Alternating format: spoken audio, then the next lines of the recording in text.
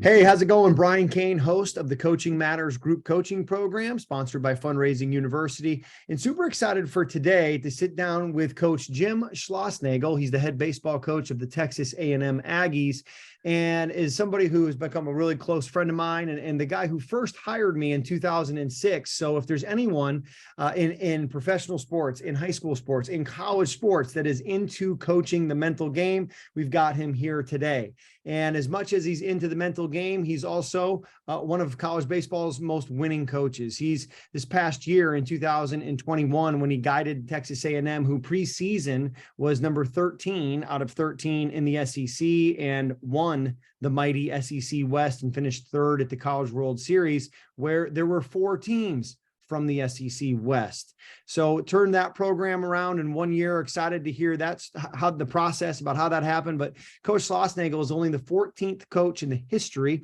of college baseball to lead 2 programs, TCU, where he was before Texas A&M, to Omaha. And he's one of 4 coaches in history to win multiple games with multiple schools in the College World Series, joining Larry Koshel, who had won games with Oral Roberts, Cal State Fullerton, and Oklahoma, Andy Lopez, who won games with Pepperdine, Florida, and Arizona, and with Augie Garrido, who won games at Cal State Fullerton in Texas. So joined elite company there as one of 4 coaches in college baseball history to win multiple games with multiple schools in the College World Series. His track record goes back to having played baseball at Elon College, now I believe Elon University in North Carolina. From there, went to be an assistant coach at Clemson University, to an assistant coach at Tulane, and then became the head baseball coach at UNLV. Then from UNLV went to TCU, where we connected in 2006. He guided the Frogs to 5 College World Series titles. 5 College World Series appearances, 2010, 14, 15, 16, and 17, and most recently took Texas A&M to the College World Series. He was the head coach and manager of the 2013 Team USA College National Team, and super excited to have him on Coaching Matters today, where we're going to talk about culture, talk about coaching the mental game, and what it takes to be successful in implementing a mental game program within your program. Coach Schloss, man, excited for this opportunity to sit down with you and talk mental game today. Thanks for joining us. Yeah, Cainer, thanks for having me on. Appreciate coaches being on here. Always good to share things and learn from each other. So I'm fired up. Let's get rolling. Yeah, man. I mean, let's take it all the way back, right? I mean, obviously you come to TCU, it's 2006. And I remember sitting in my athletic director's office in Vermont, and I get a phone call, and you were wondering about getting into the mental game. So maybe take us all the way back to where it got started, maybe from your perspective with mental game, because I know it got started with Heads Up Baseball before we got started, but maybe take us through sort of that transition for you into mental performance. Yeah. So as an assistant coach, primarily at Tulane, I'm not sure if it began. Maybe I heard Ken Revisa speak at the coaches convention, but I got my hands on, no disrespect, Brian, what I still think is the greatest mental game baseball book ever written. I'm at home right now, but I keep it right next to my computer at the office. But Heads Up Baseball by Ken Revisa, and it's a classic. It's still the Bible in terms of the mental game of baseball, as far as I'm concerned. So anyway, as an assistant coach, I just dove into it, and I was just a full believer. And so I just started teaching from the book. Basically, my undergrad's in education, so I'm literally photocopying chapters and going over them with my pitchers at Tulane, and then as a head coach, continued that at UNLV, and then as a head coach at TCU, my first, so 2004, 2005. And half of 2006, I was still, trying to teach that on my own. And I was still the pitching coach as the head coach. So I wasn't in constant contact with the hitters.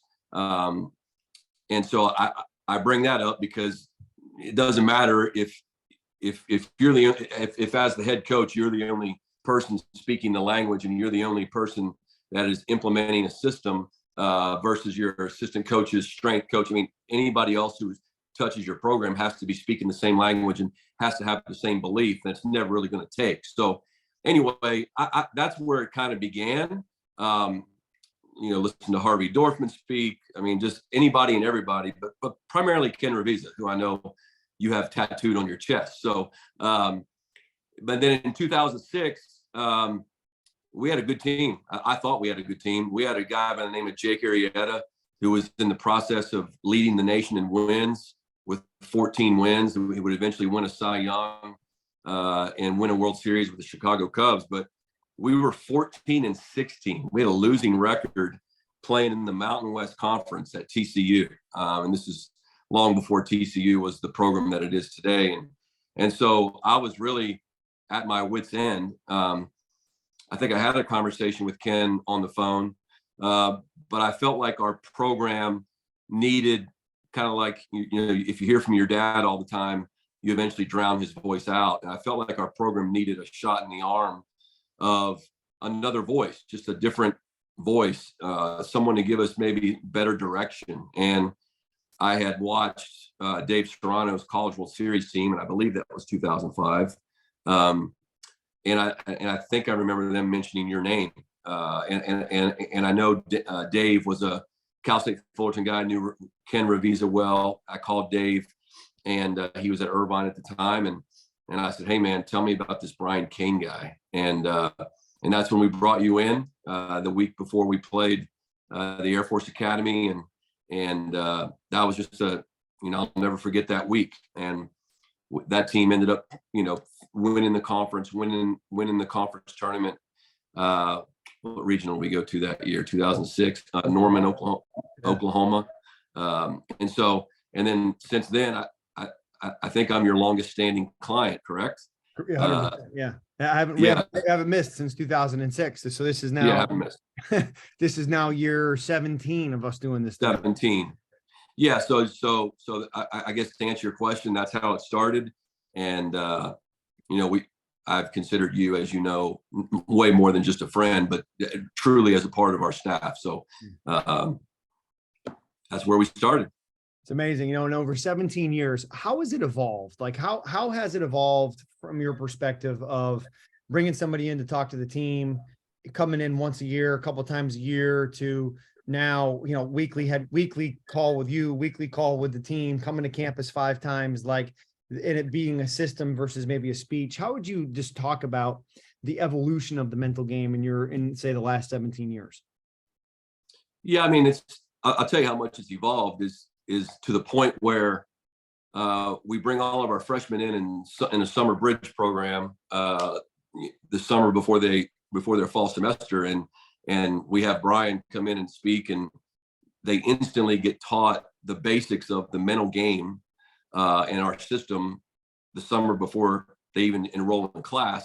And then and this is God's honest truth, before we ever swing a bat, before we ever throw a ball, before we ever run, do anything, we start off with the mental game, and we start off with routines, and we start off what is the basis of the mental game, and the ability to be in control of yourself before you can be in control of your performance, which is not just during the game, but it's daily. It's you're a product of your habits and your routine. So literally, it's way beyond just the pitch to pitch routines. It's now it's our culture. It's part of who we are.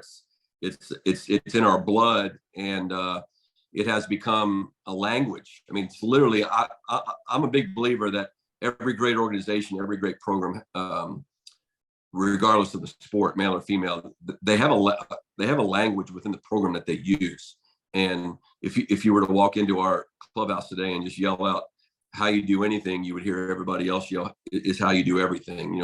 Things like that. Success leaves clues. So it just has become a part of us. And pitch to pitch routines, the baseball side of things is still at the core of it, but it has grown now to how can we best help these young men in my profession become the best version of themselves. So how can we help them create better habits, which is going to help them be more consistent with their daily life, and then therefore the baseball side of things has a better chance to be more consistent. It doesn't guarantee you anything, but it gives you the best chance. And so it's literally, if you were put on a pie chart how much we hit, how much we throw, how much we bunt, all this baseball stuff.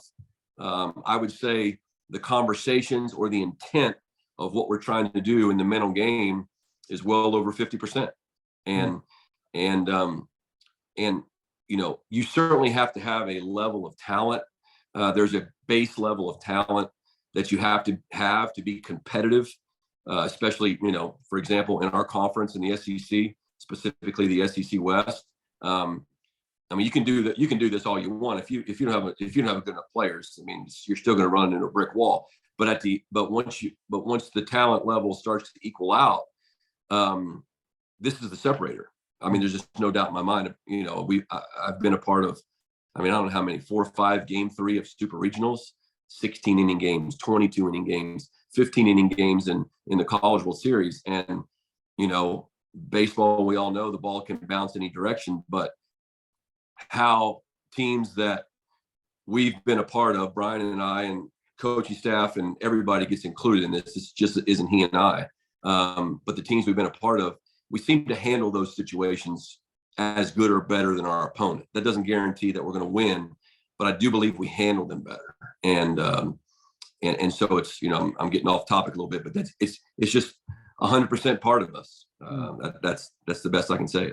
Well, and you give an example, right? And you talk about all those, as you're mentioning, all those epic games, and the 21 inning game with Sam Houston State, right? And we talk about the 4 trips to the College World Series. Well, each of those postseasons, we were that close from being eliminated, right. and a couple pitches here and there. And we talk about the importance of one pitch at a time, but also preparing for the moment when the moment arrives. And I think about, Brian Howard and his performance, or Joe White and his performance, right? And some of the things that those guys did who didn't play that much. But I think just talking about the Brian Howard, where he had 7 innings all year and then comes out and throws 6 in that one game in the NCAA in the postseason. And, when you go out to the mound to give him the ball, just the presence and the confidence that he has, because he's been doing shadow bullpens all year, and if we don't do those all year, does he answer the bell in that moment like he does? Talk about maybe that moment or any moments that stick out to you where you were like, this was a moment that if we don't do mental performance training all year, this player might not succeed, and then we might not have had the success that we had as a program. Yeah, that and the Joe White thing you're talking about, where it was a kid at TCU who had been hurt and wasn't playing, and then whatever happened, an injury or whatever happened, he forced his way in the lineup in a regional and ended up being MVP of the regional. And this is a guy who's, both these guys who were just who knew nothing about the mental game beforehand, and then completely dove in full force in, whether it be shadow bullpens, shadow at bats. We have, I'll give you an example right now. We have 2 of our best players they're not hurt bad. They're just out a little bit right now at Texas A&M. I have not said one word to them about doing shadow at bats. And we've played 4 or 5 inter squads now in the last 2 weeks. And I look down the left field line, and Ryan Targach and Brett Minnick are going through 6 to 10 shadow at bats. They're picking a player in each inning and shadowing the at bat and trying to put their mind to that place. And, you can consider that hokey. You can think that's not true, but it's real. And I know Brian will tell you that, everything happens twice. Your body cannot differentiate between what you vividly imagine and what you physically endure. And so taking your mind to that place is fully capable of preparing you for the moment. We have Brian has the video. We have a pitcher on our team that I drive by our ballpark one day and I hear the crowd noise pumping, and we don't have practice. And I look out on the field, and a guy named Will Johnston, who's trying to take a leap mentally. Physically, he's been super talented, but he's trying to take a leap mentally to be able to handle, executing pitches when we need him the most in the most intense environments. And he's, in our dugout, you can just plug your phone in and play music, and he's playing crowd noise, and he's taking himself through an entire inning on the mound. So Brian Howard he was probably the greatest story. Hadn't pitched for us hardly all year. We get into a 22 inning game with Sam Houston State, and we're the visiting team. Like, think about winning a 22 inning game as the visiting team. You guys know you have to score, and then you have to go get them out.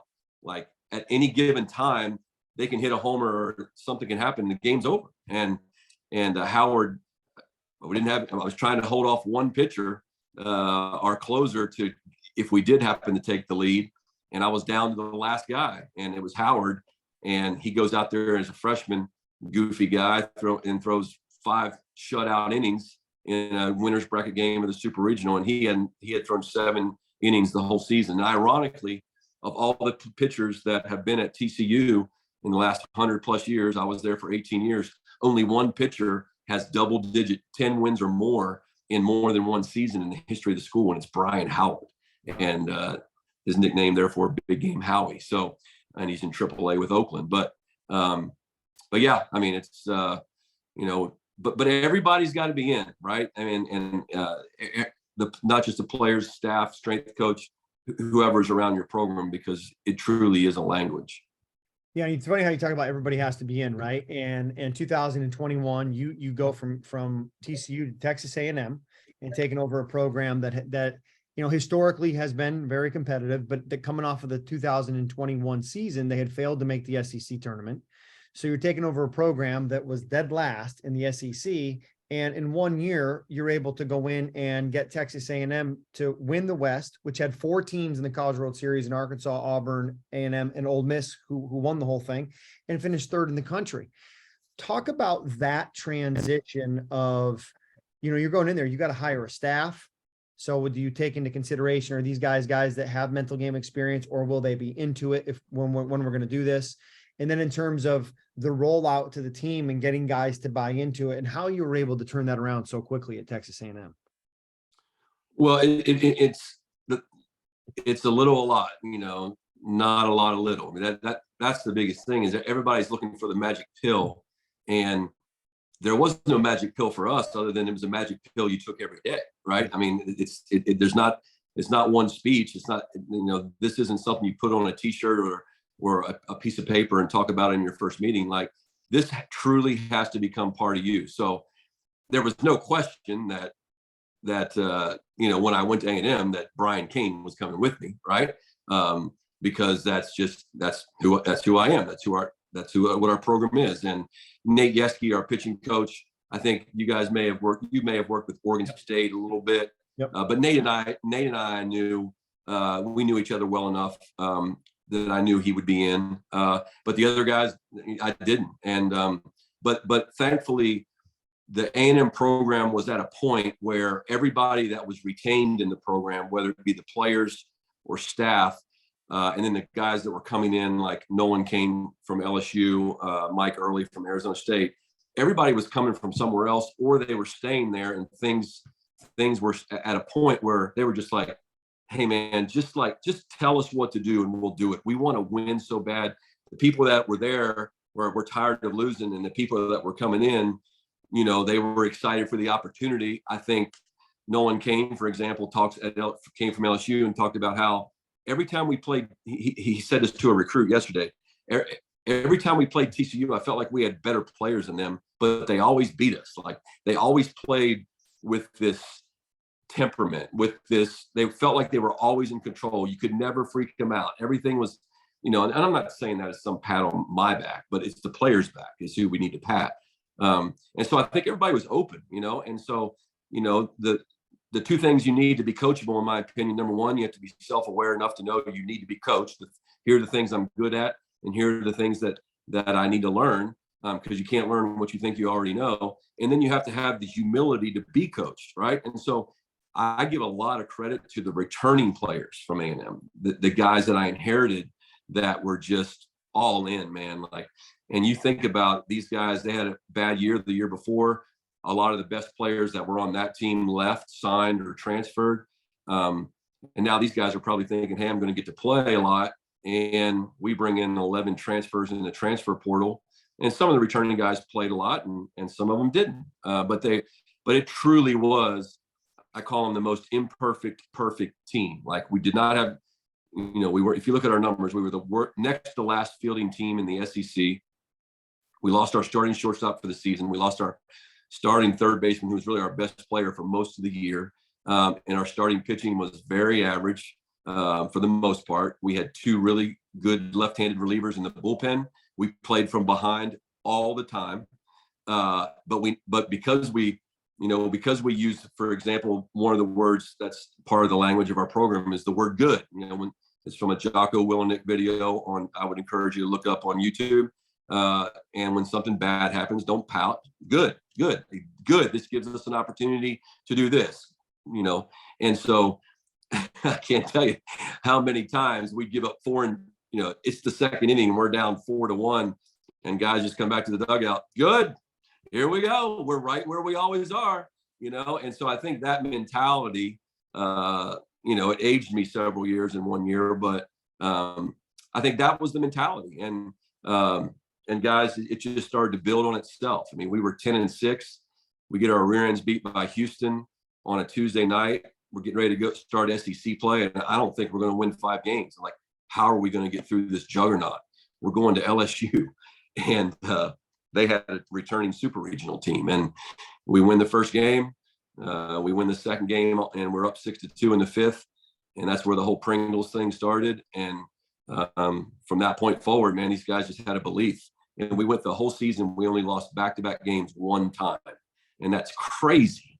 No matter how good your team is, especially in this league. So their ability to handle, play for each other, play to a standard, not a scoreboard, and all these things are sounding coachy, but these are literally things we talk about every day. Just kind of keep their blinders on and just keep playing pitch to pitch and look up at the end and see what happens. I mean, they were bought in from top to bottom and left to right. So it was a neat experience. It's something I want you to unpack for us. You said, I think it's so good. Play to a standard, not a scoreboard. What is that? What does that mean? What does that look like?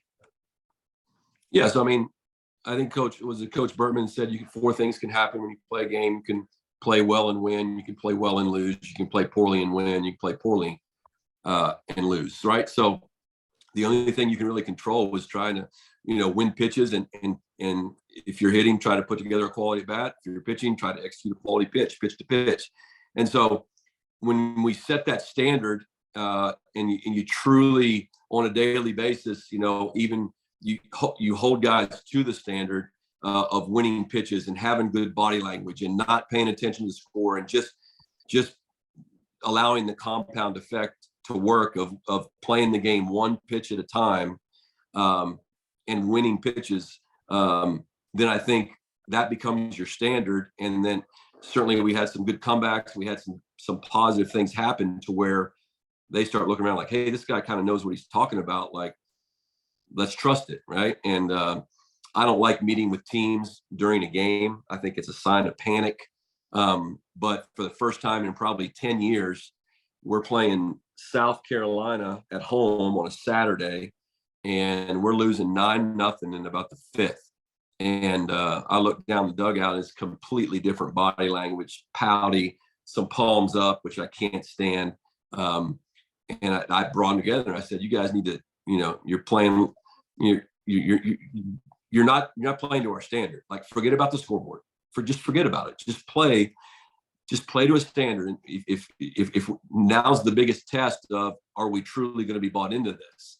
And who knows, if that had any effect or not, but we get a couple guys on, it's 9-1. Then we hit the wind's blowing out. Our guy hits the ball off the end of the bat. It gets up in the wind, blows out for a grand slam. All of a sudden it's 9-5. And now we've all been in that game where you feel like you're behind, but you feel like you're going to win. And we tie the game. We go ahead.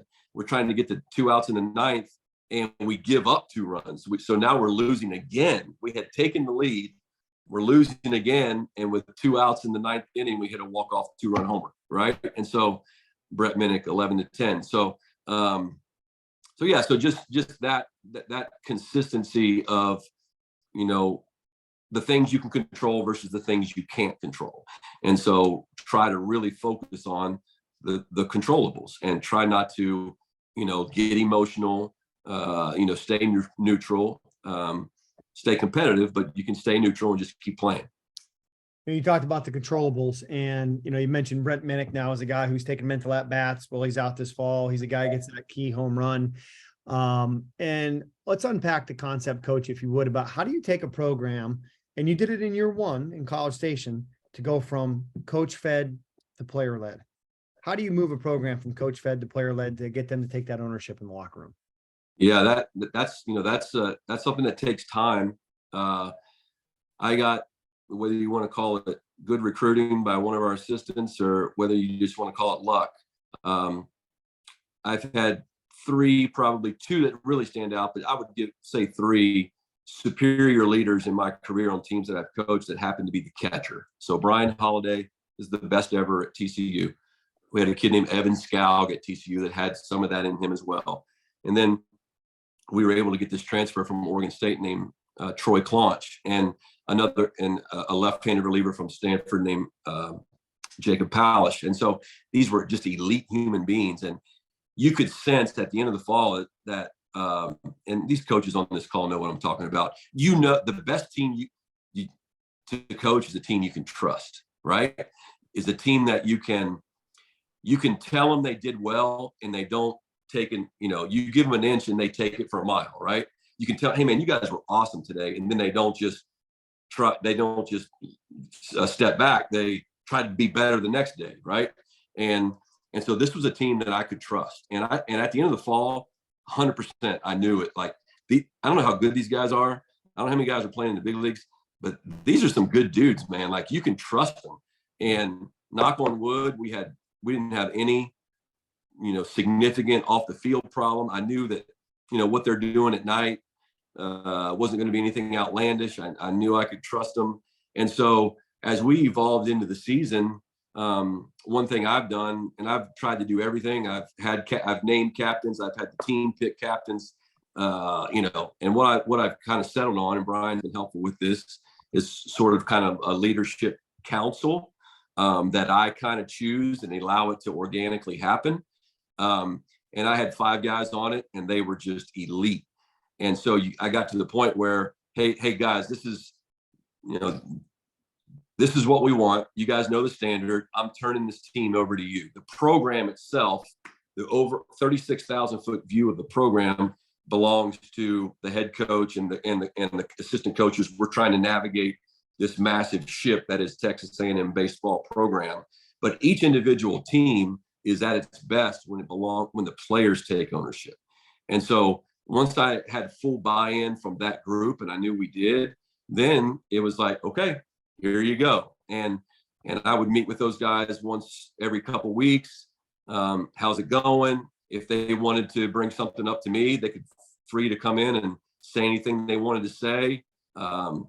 And it just evolved into that. And now on this particular team this year, we have a lot of older players back that watched that leadership council, that leadership group last year do what they did. And so, and at TCU, I was there 18 years. So, from about 2010 or 11 on, then it just started stacking on top of itself. And guys were, the players were in charge of each individual team. And I just had to kind of keep the whole ship moving. I'm not sure if that answers your question, but yeah, but that's, to me, that's what you want is the head coach and the coaches they're just helping integrate the new players. And then once the new players are in, then the returning players and the guys who have been around a while, they coach, we got it from here. We know exactly what you want.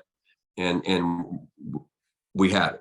So it's almost like the players that return are installing what it is that you would install before you install it, so that the new players are that much further ahead as they get into it. And I see the same thing happening, not just on the baseball side of things, but with the mental game side of things too, right? That when I show up and I'm there, I remember you called me when we were in Omaha this year, and you say, hey, Cain, our freshmen are showing up on this date. Could you, get to campus in these windows to work with our new guys? And we're still playing. Right. So one, your forethought to go, I'm not just trying to coach for like the day and win the day, which obviously you are, but also the bigger picture of going, well, we need to get this organized and mapped out. And I think that's one of the things that for the coaches on the call that Coach Schlossnagle is so good with, is just the vision of what is coming up, anticipating and moving forward and staying ahead versus everything's reactionary. And one of the things I think that you did faster than any other coach when it happened in March of 2020, when the pandemic hits, you said, hey, Cainer, this is an opportunity. This is a pivotal point in our program. No one knows what's going to happen. Things are getting shot down. I think we should try to do something weekly with us, you and I connecting, and then the program and the staff and the team. How has COVID kind of changed some of the way that you've done things from a mental game standpoint? Yeah. So doing a little, a lot versus a little. I mean, and now, everybody in a lot of areas of life, we're used to doing Zooms where this has now become part of us. I mean, guys now, TCU in the 100, however many year history of the school, never had an online class, and COVID caused them to create online classes. And now Texas A&M, obviously a big place like this, they've had online classes. People are just used to that. So I think what it taught us is, holy cow, there's a unique way where we can take this thing to a whole next level and really interact and be within the, we have NCAA rules. So like, I can't have Zooms with the players and talk about bunt defense because that counts as practice, right? That counts as our 20 hours in our week. But we can have Zooms and talk about this. We can have Zooms to talk about life skills. We can watch the Tom Brady series and we can break it down and give these guys some rope to lead each other and lead a group and interact and talk and so just be together more often in different settings, and not just always at the baseball field, not just always in a classroom, not just always in the batting cages. So that's really, you're right. During COVID, we had to find a way to keep our team together. Number one, there was a draft coming and I wanted to keep our team together. I knew if we had 8 guys on that 2020 team that were either 4th or 5th year seniors. And so in 2021, my last year at TCU, we had 8 seniors, 5 of them in their 6th year of college, and awesome kids. All 8 were on that leadership council. They were, we were a national seed. We didn't win our regional, but we won the Big 12. And all 8 of those kids are amazing. And I think part of keeping that core group together for the 21 season was our weekly calls, and still striving, still learning, still working, still cultivating culture, mental game, and everything. And so now we've just kind of taken it completely next level to where, last year with Brian, we went through the Tom Brady, what was it called, Brian? Man in the arena. The man in the arena. Yeah. So during the season this past year, every Monday night, we were doing a Zoom call with the team. And, if a guy can't be on because he's got a class or a study or he's got something, no big deal. We just record it and we send it to him. But the standard for us is to be on those calls. And right now we're going through the captain, the Derek Jeter thing. We'll go through a book. I like to keep the team. If you ever, probably the same thing's true in high school baseball.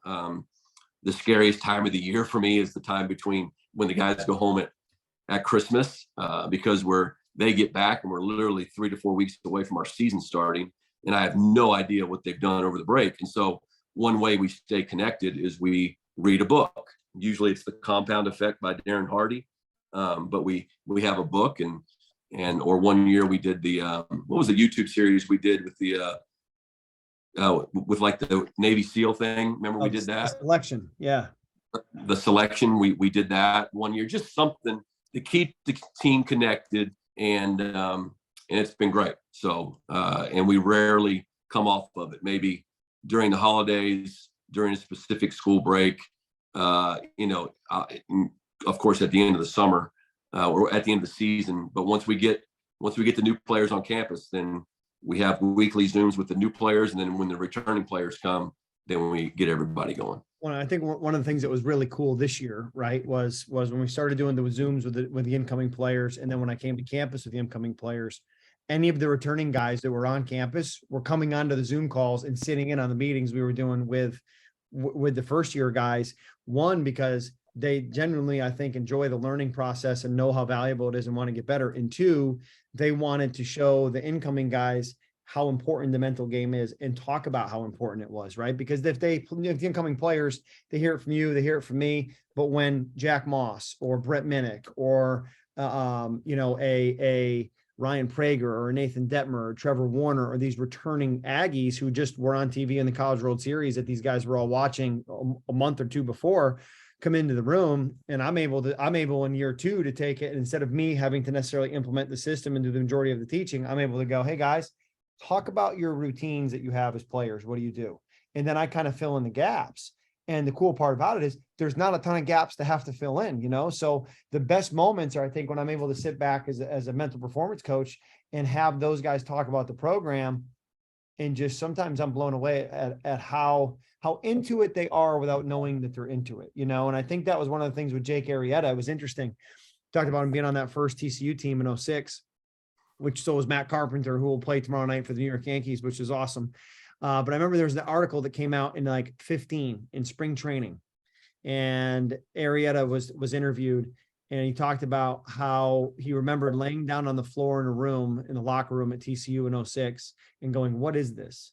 And I was talking him through mental imagery, and he still does mental imagery in that year that he won the Cy Young, and he would write down the word ace underneath his hat, 15 years after the fact or 11 years after the fact. So it's always interesting how much these guys will take with them into their pro career or into life through the mental game. And one of the things I think that they take away the most is the culture that you've created. So can you kind of go back and talk about creating a culture of selfless energy and excellence in Fort Worth, and then bringing Relis to Texas A&M and sort of that evolution of building culture? It's something we talk about a lot here on Coaching Matters.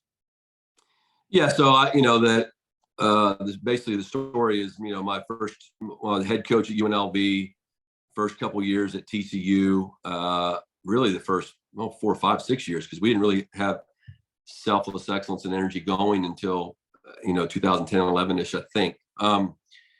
To me, culture is the buzzword, and it's true. I mean, it defines who you are. If you got to stand for something or you'll fall for anything, is the old country song. And so, but if the people in your organization can't define it, if everybody across the board can't explain exactly what you stand for, whether it be, if you have core values, mission statement, whatever that's going to be, then you really don't have them, right? And so I remember Brian coming in and he said, hey, if I was to ask your team, what does it mean to be a baseball player at TCU? And I said, well, they better say this, and they better say this, and they better say that. And Brian said, well, let's find out. So we did a survey, and in a classroom or in the locker room one day, and it came back with, they all said 40 or 50 different things. We wrote them up on a board, and they were all great, but none of them there was no clarity. There was no, to me, and the simplicity is the key. And there was no North Star and to follow. And so that's where Brian and I came up with that, with our 3 core values there that kind of encompassed what I wanted the program to stand for, as well as all of those things the players put together. And then in our mission statement, and then that just became part of us. And it wasn't just words on a wall or on a piece of paper. And so that, I put it on the shoes that Nike designed, and it eventually became, I would hear guys, a guy walked in with some fast food, and someone might say, hey buddy, how excellent is that lunch right there? Not very excellent, right? So just players holding each other accountable, and it just, again, becomes part of your language. And then when I came to Texas A&M, I was very hesitant to do the exact same thing here. I didn't really know what I was going to do in terms of, I was going from a 9,000 student private school to a 72,000 student massive state university with all this huge, steep tradition that is so much bigger than any one person. Texas A&M it's so powerful. The brand, I mean, some days you feel just swallowed up in it in a good way. And so I just sat down on my computer one day, and I was like, does Texas A&M have its own core values as a university? And they do. And respect, excellence, leadership, loyalty, integrity, and selfless service. And so my first thought was, well, who am I to come in and try and change that, or try to bring something that's identified with TCU? And I think Coach Sarlos there has kept those. I'm not sure what they've done, but I was like, well, why don't we just expand on these, and let's just define these in our program. Let's define what they mean to us. And so we came up with very clear, concise definitions of each one. and then I did bring this exact same mission statement, because I think that's should be the mission for every athletic team, which is to help each and every person within the program become the very best, I put, selfless version of themselves. And I think if everybody does that, then the baseball results will take care of themselves. So that's our mission. And then we have those 6 core values. And that's the language of our team. And that's how people are evaluated. You can hit $180 and have a 7 ERA, and we'll just keep working on it. But if you're not a good teammate, which is the definition of respect, then you're not going to be around, right? If you have continually act below the line, we define integrity as above the line behavior, right? You know the difference between good and between good and bad. And so that's the barometer that I use to evaluate myself, our coaches, and everybody in the program. Yeah, and I love, Coach, it was interesting how one of the I know some of the questions coming in talked about some of the great videos, that you've made and featured in the past. And one of the ones this year talked about the corner, right? Opening day in the corner of Bush and Olsen. And I think this is the video I want to share here on Facebook, that kind of the first video that your first year at Texas A&M, this is a video that would play before every game. I think this is the one. If not, we'll find it. But I think this is the one that would play before each game. And it is educating the fans and educating everybody in the community about the core principles of the program. Let's take a look.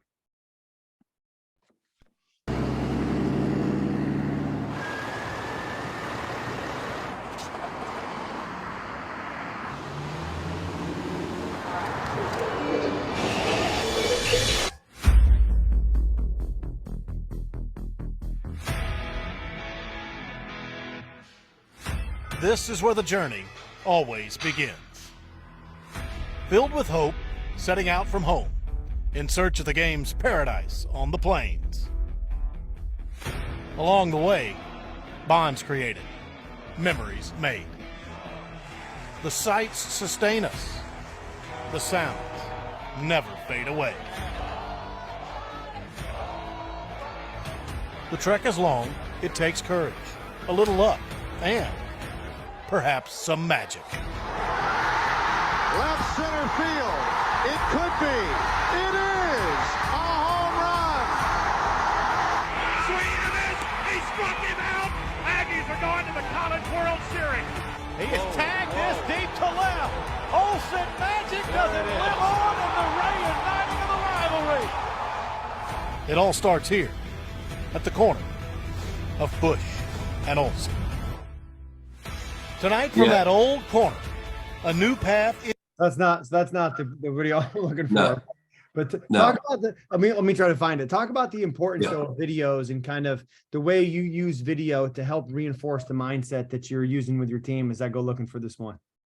Yeah. So, I think I just try to get as creative as I possibly can to send the message that we want to send, or reinforce culture, or reinforce core values in every possible way. So whether it be bringing in Brian Cain, whether it be, a guest speaker, but you do have to be careful with that. You have to be really careful who you allow to talk to your team. You have to be sure what they're going to say. Videos YouTube, there's countless things on there that I go to. I mentioned the good video with Jocko Willenick. There's an awesome one that I use every year about Steph Curry. There's just so many great things on YouTube, but the videos that we created that became so popular at TCU, they started off as, I didn't want another highlight recruit video. I wanted to find something that would define our program in a different way to the community, and that would help kind of allow people to look inside of what the program was about. And I think the very first one was Quiet Confidence. And then the second one was called The Grind. And I can't take any credit for the production of those. We hired, there was a great young man who had just graduated TCU. And you guys know these people that are just so creative with film and music and everything. And I told him what we were trying to do. And he came up with Quiet Confidence first. and then I approve the script, and I actually always send the script to Brian. And then the grind, that one is the one, if you Google it on YouTube, it's still the most viewed video that's associated with TCU athletically, anything. I mean, it's been duplicated all over the world. I've gotten emails from like 8th grade volleyball coaches in Germany about the grind. So, and then it just became a thing where we tried to live up to it every year. And so it came to Texas A&M, and we had this one called The Corner, which I think he tried to show you. I found the other one. You found it? Okay. Yeah, I'll be playing real quick. Cool. Yeah.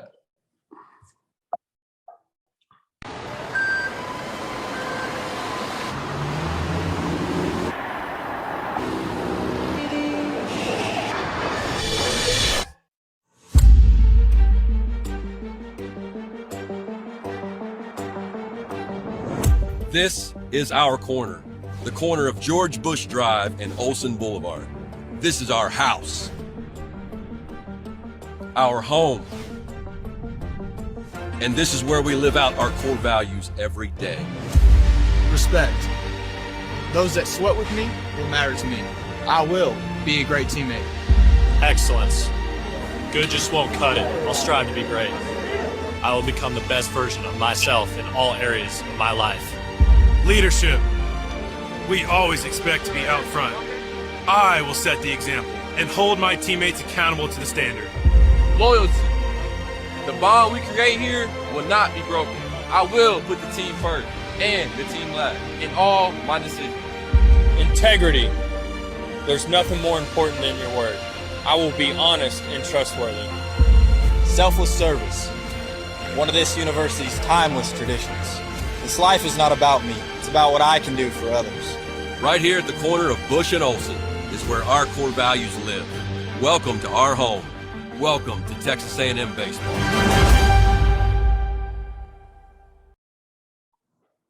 Yeah, so there you saw just, having the guys read off the core values and what the definitions of them were. So I'm glad you brought that up, Brian, because I got to start thinking about what we're going to do this year. So some questions, Coach, that come in. Obviously, one of them is favorite books. You've mentioned The Compound Effect. What are some other books that maybe you'd recommend that coaches look at using for themselves or maybe with their team? Because I know that's something that's big for you. Yeah, so just about anything written by John Gordon, I think it's really good. I like his. It's one of the more least popular books he's written, but it's called "You Win the Locker Room First." I thought that was really good. Legacy I'm going to have the players read. The Compound Effect I've already mentioned by Darren Hardy. I think that should just be a staple of just daily life, to be honest with you. Ryan Holiday, The Ego is the Enemy, Obstacle is the Way. He's got a new one out now. What is it?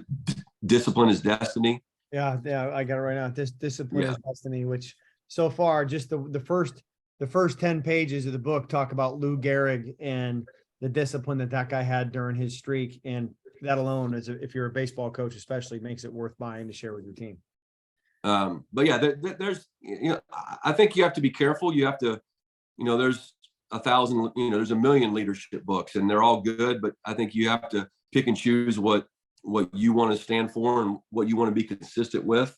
But I do love. I know Brian talks about it a lot on his podcast. But the Optimize app is so incredible. I mean, you literally have no excuse. It's free now, right, Brian? Yep. It's free. I mean, anytime you go for a walk, anytime you're driving around, like you can get basically what in my day was Cliff Notes. You can get the Cliff Notes of the book and the key points of the book in 20 to 25 minutes. Like, it's insanity. I mean, you don't have to read the entire book, but yeah, those are kind of my go-tos. I'm always looking for something else, but at the end of the day, if you held a gun to my head and said you get 3 books to use the rest of your life with your team, it would probably be The Compound Effect, outside of Ken Reeves, The Compound Effect, probably Legacy, and probably Obstacle is the Way. I think that one has really helped a lot of the teams that I've coached. That, the obstacle isn't in the way, the obstacle becomes the way. Anything that's ever been accomplished great has always had to overcome something. So Ryan did a great job in that book of explaining that. And if you were to throw heads up baseball in that mix, would that be number one? Yeah, heads up baseball for sure. That's why I said outside of Revisa, if you're going to talk about these other, It's awesome. Well, I want to get to some questions here, but first I just want to take a minute to again say thank you to Fundraising University for sponsoring tonight's Coaching Matters call. And I'd like to again congratulate Fundraising University on their on being on Entrepreneur's list of the top 50 emerging franchises in 2022. And with that said, Fundraising University is always looking to add motivated coaches and members to their team, whether it's as franchise owners, as ambassador coaches. So if you're interested, please click on the link here that I'll post in the chat, and you can get more information and set up a time to talk with a member of the Fundraising University team. And for our high school coaches on the call, I will share with you, I did a 1 hour Fundraising University Fund You Now with a high school I was working in Washington at Eastmont High School. And in 1 hour together in a classroom, we raised $30,000.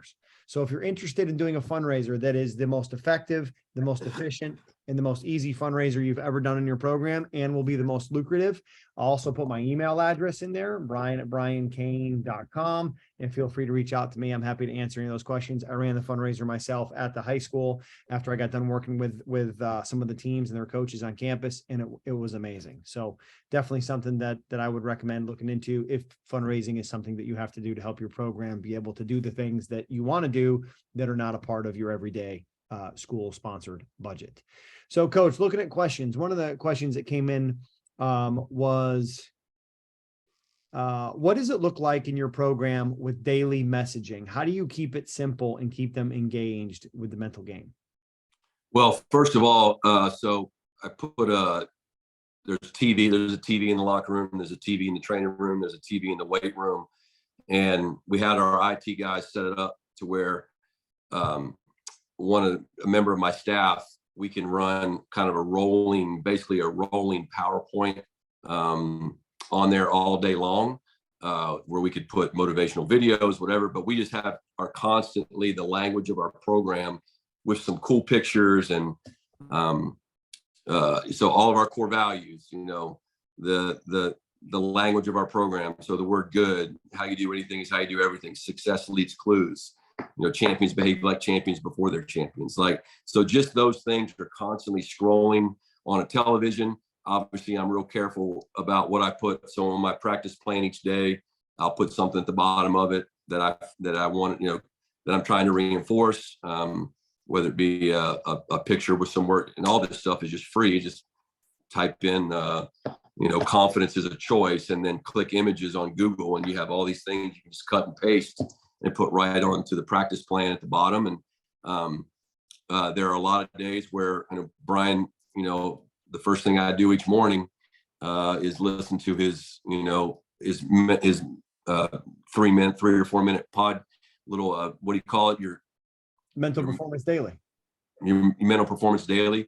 There's a lot of days where during our stretch, I can just plug my phone in, and our players are supposed to do that on their own each morning, but I'll play it over the loudspeakers of the stadium just in case if it was one I really want to reinforce or make sure they heard. But that's, those are the primary ways, just subtle. We have we don't necessarily do it during fall practice because I try to be very conscious of their time, but we have what we call TOMs. So TOM, team organizational meeting. So we're just real intentional about reinforcing culture. And so those may be one time a week for 30 minutes. They may, depending on the time of year, maybe November, December, when we're not doing a lot of baseball, we may do 3 of those, and we're not talking baseball. We're not talking cutoffs and relays. We're giving guys opportunity to discuss core values or culture, or answer the $1 million question. Like I'll call up, for example, this year, Austin Bose, who's been he was on our team last year, been in college for 5 years. And I'm going to give Bose a chance to say, hey man, tell this team, about your experience in college. What do you know now you wish you knew as a freshman? Right. And so I think just continually finding alternative ways to enforce your culture and the things that you want, to be a part of you. Coach, you have mentioned a lot the importance of using a classroom. And I know for a lot of the coaches on the call and the coaches that are catching this on the podcast or on the YouTube and the recording, I'm often shocked when I go around the country at how many coaches do not use the classroom as a part of their development when it comes to mental game or baseball or culture. And I know when you use the classroom, it was one of the things you had built when you did the complex renovation in Fort Worth, one of the things that's going to happen in College Station. And you use the classroom for mental game, culture, but many other team activities, teaching around baseball, things like that. Could you please just talk about the importance of using a classroom as a coach? Yeah. So most of the guys on this call, probably they are teachers, right? And one of the problems we have in college baseball is, like, when I was going to college, when I decided I wanted to be a coach, well, I just started preparing myself at Elon to be a high school coach, to be a junior high coach, and maybe eventually get to be a junior college coach, or I just got super lucky when I graduated college in 1992 that they put in this new rule with a volunteer coach, and a lot of guys lost their job, and I just so happened to be young, and I was 22 years old. I didn't need money. I could just, peanut butter and jelly sandwich was fine. So I was able to go right to Clemson, and then, never, I did my student teaching, but I've never taught in high school. But my point is, a lot of coaches today they don't have a teaching background. They don't even know how to, they don't know how to address a group. They don't know how to truly teach a skill, have a master plan for the year, and then divide that into, when you're teaching biology or you're teaching any subject, I think it's still true. You got to have your master plan for the year, and then you break it up each month, and then you have your daily teaching plan and what you're going to do each day. At least that's how they taught me in college. And so, a good teaching space isn't a baseball field. It's in a classroom, and you give guys opportunities to learn in different ways. You can do it on a grease board. You can show them a video, and then you can go out and then you get the physical repetition of it. So my career changed. Two things changed my coaching career, and one of them was the classroom, and so to where we had a space where, and I think players need three places. They need a place to get dressed and undressed. That's called a locker room.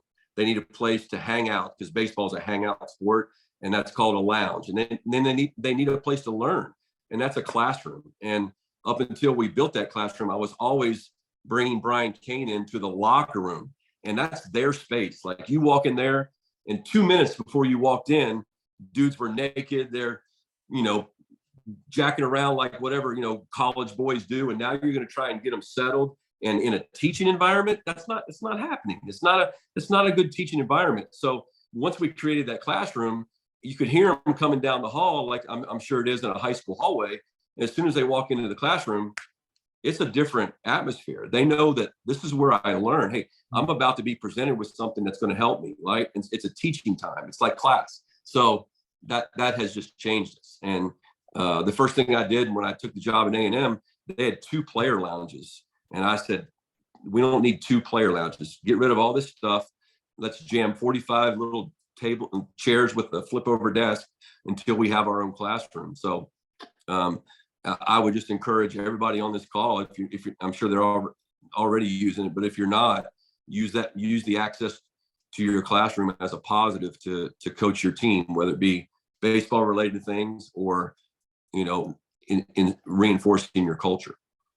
Awesome. We got time for one more question here. And again, just before we take our last question here, I want to thank Coach Schlossnagle for taking time to join us here tonight on Coaching Matters. I also want to thank you as a coach for everything that you do to impact the lives of the players in your program. And I want to thank Fundraising University CEO and founder Mike Bahoon for providing the opportunity for us here with Coaching Matters in this group coaching program. And again, if you're interested in joining the mission with Fundraising University and Coaching Matters, please go ahead and click on the link inside of here in our show notes. Coach, last question for you.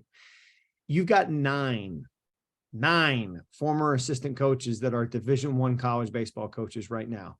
And that is as impressive a family tree as maybe anybody in college athletics the only one that might be a little bit bigger is Nick Saban. I'd imagine in football. I don't know, but you've got 9 coaches that are Division I college head baseball coaches, not to mention all the players that are doing their lesson facility and the high school coaches and, all those things that they could get into. Question came in. It said, Coach, what do you do to help educate your assistant coaches with the turnover that you've had and get assistant coaches to buy into the mental game and the development? Wow, great question. Well, certainly in the interview process, when I'm having conversations with them, I just say, hey, here are the things that are rock solid in our program that aren't changing. Like, these are the pillars of our program. And if this is something that you're interested in and you want to bring something to the table baseball wise, that's great. But these things are never changing. So we're very clear up front. And then I'm going to give you if you're Bill Mosiello, or if you're Tony Vitello, if you're, Randy Mazey, you're going to have a lot of responsibility in this program. If you're the pitching coach, you're the head coach of the pitchers. I'm never going to, get in your way as the head coach. I'm going to provide feedback. I'm going to say the things I want to say, but I don't want players. One of my things for our coaches is there's only one voice to the team, and that's the head coach. But there's also only one voice to your area of responsibility. So I don't want the pitching coach saying a word to a hitter or the hitting coach saying a word to a pitcher. When we get together at a staff meeting, anybody can say anything they want. We can argue. And then when we walk out, we're a united front. But the things that have to be consistent is the mental game. Like, I can't have a pitching coach that's not invested in mental routines and focal points, or the ability to red light, yellow light, green light, red light releases, like all of the core things that we believe in. So that'll never work. And so those are part of the pillars of the program. And then those guys come in. I've never been afraid. We've always paid coaches well. Luckily, as we grew the program at TCU, everybody benefited from that. And so I've never been afraid to, I'll always try to keep our coaches, but if a guy wants to go be a head coach, that's awesome. Because when the team goals are met, individual goals get met. And all that does is help us hire the next guy, and it was awesome that when Randy Mazey went to West Virginia, then that allowed us to hire Kirk Sarlos, who's now, successful coach. So those things have never scared me. A lot of coaches don't like to give their staff responsibility. And I've never been afraid to do that, obviously, as long as it's the right person. Yeah. Amazing. There was one more question that came in. I got to find it in the chat here that I thought was tremendous. Where'd it go? Boom, right there. Coach, you mentioned the $1 million question. What do you know now you wish you knew then? They asked you that. What's the $1 million question to Jim Schlossnagle? What do you know now, having had 9 assistants take over Division I programs? Probably lost count with the number of first round picks, 6 trips to the College World Series, probably 8 Coach of the Year awards, National Coach of the Year in 2016 in all of college baseball. What is it that you know now you wish you knew when you first started coaching baseball at Clemson as an assistant out of Elon? Well, I would say more so as a head coach. A couple of things. Number one, all of the things we're talking about are the most important things. The baseball stuff will take care of itself. You truly have to stand for something. And if the people in your program can't define that with clarity, then you don't have culture. You just don't have one. But I think in the sport of baseball specifically, when I became a head coach, I was very, very bad. I personalized the performance of the player. You have to remember this, how hard the game is. It's a simple game, but it's really, really hard to play. And I remember someone saying, I read somewhere one time, don't forget how long it took you to become perfect, right? So that's a joke. Like, nobody's perfect. So one thing I learned from Bill Mosiello, who is the head coach now at Ohio State, is empathy with players. And when there's a runner at third base with 1 out and the guy strikes out, the younger version of me would really get upset and really act like the kid was trying to strike out, right?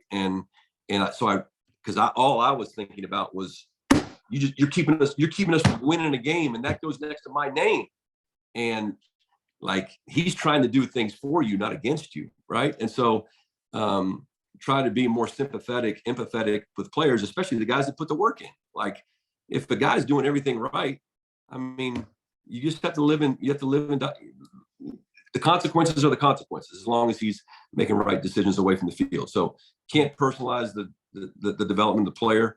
And then I think the last thing is just be careful how you use your voice. I told you that I've had two great things that have happened in my career. And the second one was I stopped meeting with teams after games. And I know that's still super popular, even in college baseball. When the game ends, you see both teams go to like their little amoebas, like this one goes out to left field and this one goes out to right field. And I stopped doing that in 2014. The greatest change I've ever made as a coach. Just stop it. It's not a teachable moment. Everybody's emotional. No one wants to hear what you have to say. I promise you, no one wants to hear it. Those are for coaches to get things off their chest, and that's not fair. Everybody just wants to go home. When you lose, everybody's hungry and they just want to go home. When you win, everybody's hungry and they just want to go home. I'm telling you, wait till the next day, and then the emotions have come down, and we set a time before we stretch to review what happened the day before. And most of the time, the things that I would have said after the game, 24 hours later, you know what? It's not even worth bringing up. Or, hey, now I've got the emotion out of it. Here's, we could have done a better job on this relay play. We could have done great job on this rundown, right? You start bringing up the positive. So that, for me personally, that's been a huge change. It's made me a better person, helps me sleep better, and a better, much, much, much better interpersonal relationships with the players. Coach, I'm trying to get you out of here. I got one more question if you got time, right? I mean, you're the head coach in the SEC. You're at Texas A&M. You're taking over a new program. You got massive facility upgrades going on. You've got 2 children in college. Like, you have a lot going on. How do you invest into gym to make sure that your energy is where it needs to be every day? Because the one thing we talk a lot about here with Coaching Matters is you have to take care of yourself first. Like, nobody wants your B game. So you can't not invest in you and then show up and expect to be great. How do you manage the stress, and what do you do to invest in gym to make sure your energy is where it needs to be to serve every day? Yeah. So, I mean, I think, Brian, you've helped me a lot in that to define my, morning and evening routines a little bit better. To have, what you've talked about, Wojo from Marquette, talking about how self-care isn't selfish. I treat my job as it's a lifestyle. It's not an occupation. But I've also, learned enough to know that I have to, when I get up in the morning, I have to do something active, just to, keep me from going straight to the office. So whether it be on the treadmill for 30 minutes or taking a walk, I have to have something at the end of a day. So going for a 30-minute walk is huge for me. Faith is a big part of my life. So, a daily time in prayer, or a daily, even if it's on my habit share is, listening to Rick Warren, 15-minute excerpt from one of his sermons is something that's important to me. So just finding those things that allow you to kind of take a breath and regroup, but also be able to say no, right? So I'm super segmented. I get to the office, like, I'm very aware of what I allow to come across my desk and what I say yes to in the mornings, and then I try, do something at lunch, whether it be we have lunch delivered each day or run lunch real quick. But then when I come back, there's a definite separation, like we try to have with our players, between, the baseball coach or the guy in the office who's running the program and the guy who actually gets to go be a coach on the field. And so when I put on whatever I'm wearing for practice that day, it's the same way I ask the players, then it's time to be baseball. Like, 30% of my job is actually getting to be on the baseball field. And so I have some rules for myself, that help. Like, for example, I never talk academics to a player on a baseball field. If I want to talk to them about something away from the field, academics or something else, it's always in my office before or after practice. And those things they help the player, but they also help me to separate, between the guy that's running a program and the guy who's actually a baseball coach, right? With a fungo in his hand, who's doing baseball stuff. So, but yeah, I mean, I haven't been good at it. I've failed. I've learned a lot from the people that I've learned from our players, more than I think they've learned from me. And same thing for assistant coaches. I've taken something from everybody. So just constantly trying to evolve. Yeah, I love that. Two biggest takeaways for me were the three places that players need. They need a locker room to change their clothes and do their own thing. They need a lounge to be able to hang out, and they need a classroom to learn.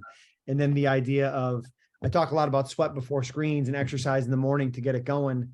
The end of the day piece to decompress, because I feel like once I get into work, I'm in work, but at the end of the day, I need some type of movement or something to almost kick me out of it and back into other aspects, because otherwise it becomes really, really hard to shut off. I don't sleep well. I'm thinking about it all the time, and I'm not separating the who and the do, which I think is essential at the highest level to be able to maintain the energy that you need to be successful as a coach, as a father, as a friend, and as a person. I would also say you got to have a super tight inner circle, right? Like you're the average of the 5 people you spend the most time with. So be careful who that is. And I have, to me, a true friend, like a real friend, is someone that can look at me and say, "Hey man, what you're doing is like, that's bogus. Like, that's not who you are." Or like, "That's BS. Like you shouldn't be doing that." Or, on the flip side, they can say, "Hey man, you did an awesome job today." Right. And so, keeping that circle really, really tight, and having people, a lot of times as the head coach, especially, who can you talk to? I mean, you can talk to your staff about 80% of the things, but there's 20% of the things that happen in our program that I can't talk to those guys about. I can talk to my athletic director about, but having other coaches. So when I was at TCU, Gary Patterson, was the football coach, and we talked a lot here. Buzz Williams and I are starting a relationship. And so, I'm not, the saying, it's lonely at the top, is very true. Right. And so you need, obviously, your wife or your significant other. That's important, but you have to have somebody. Awesome. Coach Schloss, man, we can sit here and do this for days on end, brother. I appreciate you taking the time. Thanks for being here. Thank you for everybody for jumping on and joining us. I think we have the same number of people who we started with an hour and 15 or hour and 20 minutes ago, which is always a good sign. So, Coach, thanks for being here. Coaches, thanks for being here, and thanks for what you do for kids. Mike Bahoon, Fundraising University, thank you for providing the opportunity here for us to continue this growth and education for coaches, which is the most important role. And I think anything that we do in schools, anything we do in teaching and coaching. So thank you for what you're doing. Take care, everybody. We'll catch you next month on Coaching Matters. All right. Thanks,